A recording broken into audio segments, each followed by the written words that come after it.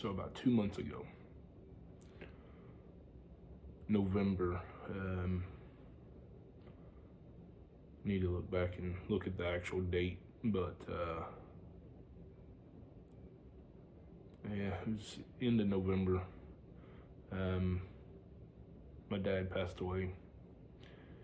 He was 63. No, 66. Sorry, wrong. He'd been drinking for about 15 to 16 years. He had retired early. He retired at 50, which was really freaking early. I mean, he should have at least stuck it out to like 55, 60, something like that, but he didn't. He said his job was stressful and he didn't want to, stay there any longer. That was his excuse. Now he drank in the evenings and on the weekends even. Before that, probably 5 or 6 years before that. Actually, it's probably longer than that. So he blamed it on the work. He blamed it on the stress of why he started drinking, and then after that, after he retired, he said he just enjoyed, drinking and that sort of thing. And he made excuses like crazy, excuses after excuses of why he was drinking and why he wouldn't quit. He did start a business with my little brother, mowing business. And my little brother still has that business. He still runs that business. He started it with him, and then he helped him with that probably for 4 or 5 years. But then that was it.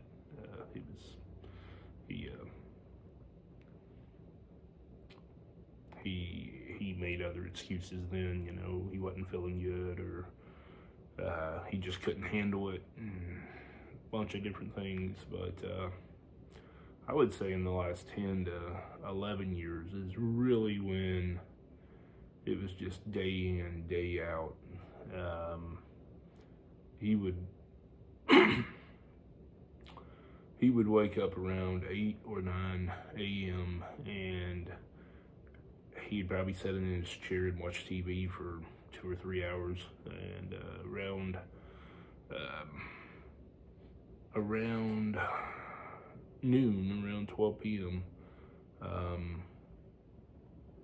he'd start drinking, and he would drink himself until he passed out at like 11:30 p.m., 12 a.m.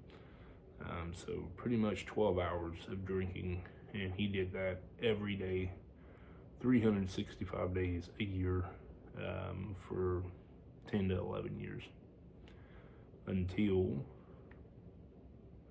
and I say until, I mean, he was still trying to drink even when he got sick, but he was hard-headed, never went to the doctor.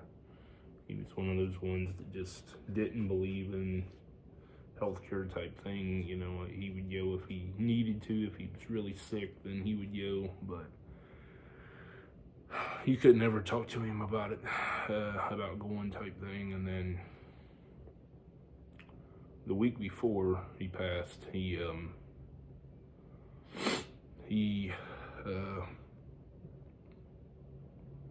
started getting, his belly started swelling, his legs started swelling, his ankles, his feet. We tried our darndest to get him into the doctor or go to the hospital or something, and he just kept putting it off. I am so glad I went down the Sunday before he passed. I think he passed on a Thursday. Pretty sure it was a Thursday. It might have been a Friday.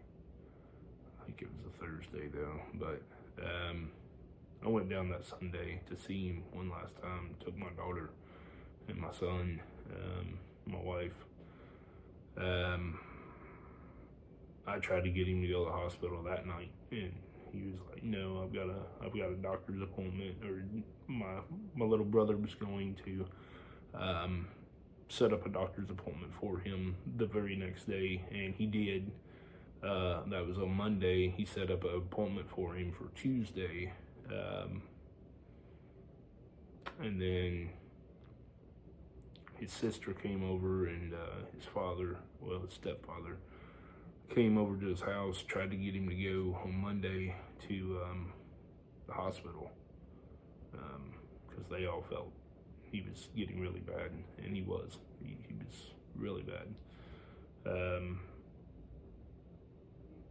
My little brother ended up having to take him. Actually, he had to call the ambulance. Monday night, he had to call the ambulance because he was out of his mind. He wasn't. He wasn't. He wasn't in his right mind. He was, well, his, now, after the fact, we found out that his liver was failing, and so his organs were failing. So of course that puts him not in his right mind, or a person not in their right mind. But they got him to the hospital, and then it wasn't just a few hours after they got him to the hospital, he went into a coma due to the liver shutdown. And then the kidneys also were starting to act up as well. And he stayed in the coma, and he was on life support for until he passed. He was on life support, and then we decided 3 or 4 days later, this isn't the way he wanted to. This isn't the way that he would want to be in this world, being on life support. So we all three decided as brothers to pull the plug and allow him to go out peacefully, because doctors had already said, if he does pull back and come out of this, he's going to be in so much pain for a while, and he's going to need transplants in order to keep him alive, and he would not be eligible for that because of what he's done to his body. So, and then my mom, his wife, they were still married, but she's got dementia, Alzheimer's disease, and she's had that for 10 or 11 years, a long time. So she couldn't make that decision. So it fell to us, of course, in that situation. And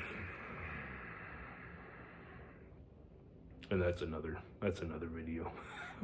I can't talk about Mom right now. We're still dealing with all of that. He let everything go. He let the house go for 10 years. And then he was having trouble taking care of her also. I wish he would have reached out. I wish he would have asked for help, but he was never one to ask for help. And it blew my mind. It still blows my mind to think about him every day.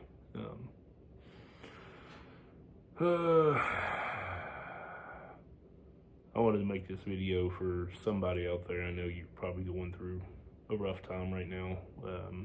Maybe you're the one drinking, and I'm dealing with the whole situation as well. I've always drank, probably for several years I've drank, not on a daily basis, but probably 3 to 4 times a week. I would drink, and sometimes drink heavy, have hangovers and things of that sort. So yeah,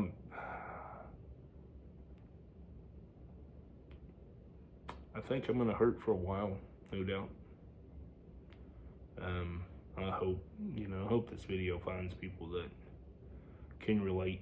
And I kind of created this channel too, just to, hopefully it relates with somebody.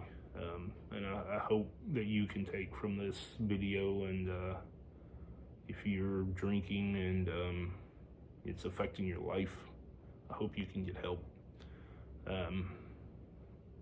Ask for help. Don't be stubborn. Don't wait till the last minute. If you can't put down the beer can or bottle or glass of wine or whatever it is, or liquor, ask for help. It's not it's not wrong. It's a good thing. Your loved ones, your friends, your family, your people in your life, they want you around. You may not know it, but they do. They want you there. I would love to have my dad back, but that didn't happen.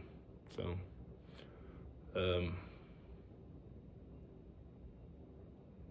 yeah.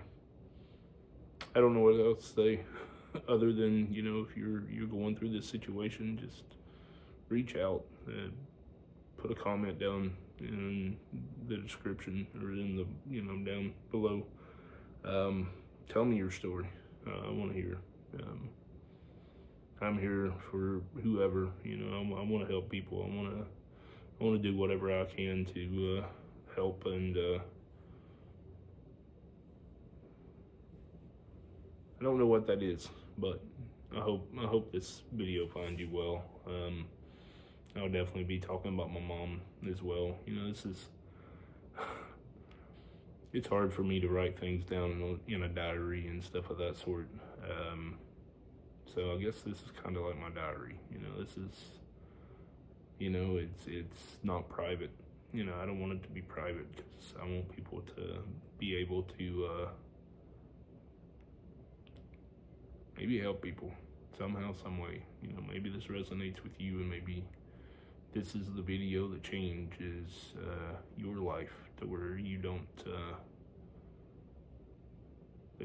go off the deep end. And yeah, let me know, guys. Let me know in the comments what you think, and yeah, I'm gonna end it here. Thank you all for watching. We'll see you in the next one.